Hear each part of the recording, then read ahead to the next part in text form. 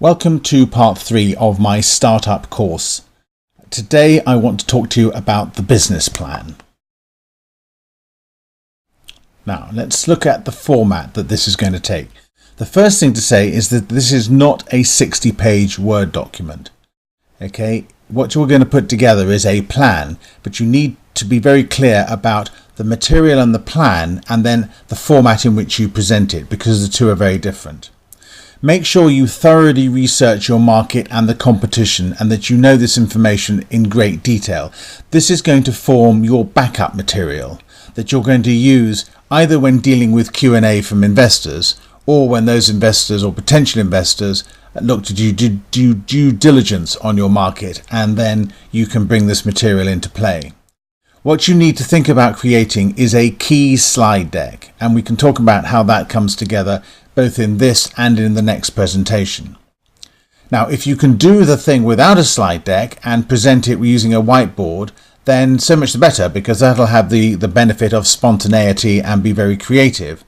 Another way to think about this is to put it forward in some sort of story, some sort of narrative. You know, how you got the idea, how you put the team together, how the business has evolved. There are some fundamentals we should look at that are really core to the plan and the points you need to communicate. First of all is all about the needs and the benefits for your customers. Okay, don't whine on for an awful long time about the solution and how brilliant the company is. You know, explain the pain, explain the problem, and explain the needs and benefits. I've put unit prices down here because the point I want to make here is that you really need to get to the bottom of the numbers and have it worked out in very great detail bottom up. And you do need to have this very minute grasp of how your numbers are going to be built up. Allied to this is understanding how the business model is going to work, and I've talked about this in my previous videos, and I will talk about it again in future videos.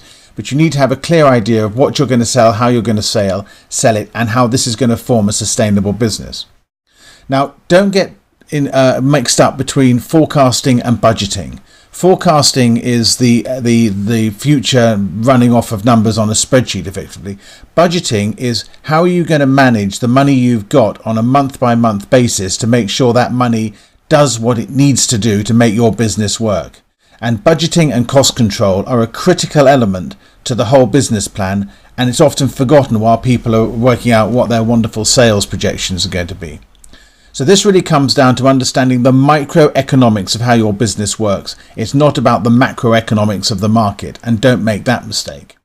And the last thing is you need to be able to explain the performance of your business in some key metrics, and those metrics have to be relevant to your business and must tie into the sorts of things you're doing. Okay, so you need to think very hard about those, and you probably need about half a dozen, but you need to be able to demonstrate progress and milestones in those terms because they're very easily communicated. So let's look at some of the key elements that need to sit behind your business plan. The first of these is being able to demonstrate customer traction, that you can actually sell some of your products and services to a customer base. And we've talked about traction before, but this must come through in what you're saying. The next thing, which is incredibly important today, particularly in the technology sector, is demonstrating social proof.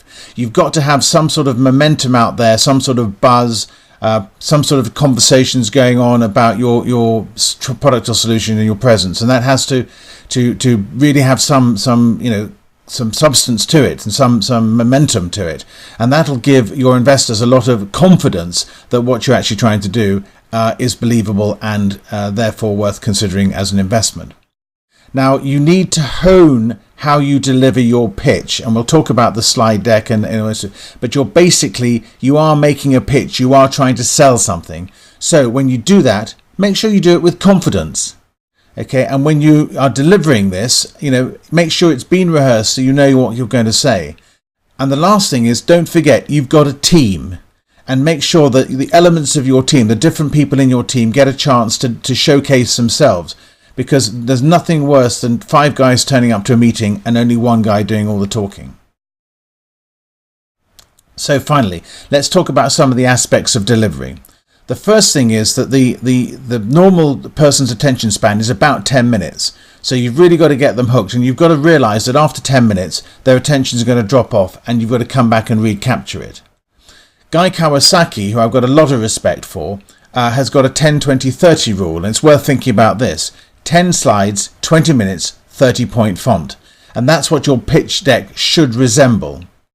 Now, I've put the word ignorance here. Ignorance isn't bliss. My point here is that if you get asked a question and you don't know the answer, then admit your ignorance and say, look, I don't know the answer to that, but I'll get back to you, and then make sure you follow up.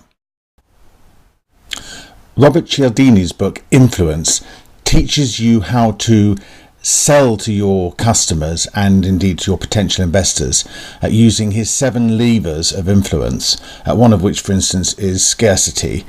This is all explained in his book, which I'll do a review of as part of this video course, but I strongly encourage you to go out and read it and learn to be a more subtle salesman as part of improving your delivery techniques. I've put down, concrete. Be specific and use concrete phrases. Don't be woolly and waffly. Be very specific. Be quantitative where you can, and make sure that your presentation isn't filled with hyperbole and lots of excited, woolly, meaningless sentences. Be very specific about the message you're trying to convey. And finally, remember and keep the psychology of this in your mind. And I'll come on to this in another video later in the course, but remember the psychology of the pitch, and that is that you are the prize and that the money is a commodity. The last thing to say is that something that's really important is that it's not the slide deck that the investors are going to be interested in, it's the substance of your presentation and what's behind it. So as ever, this slide deck, which has got the ancillary notes to it, is downloadable. In the next video, in part 4, I'm going to talk about more specifically the core elements of the business plan. Thank you very much for spending your time with me in this video, and I'll see you in part 4.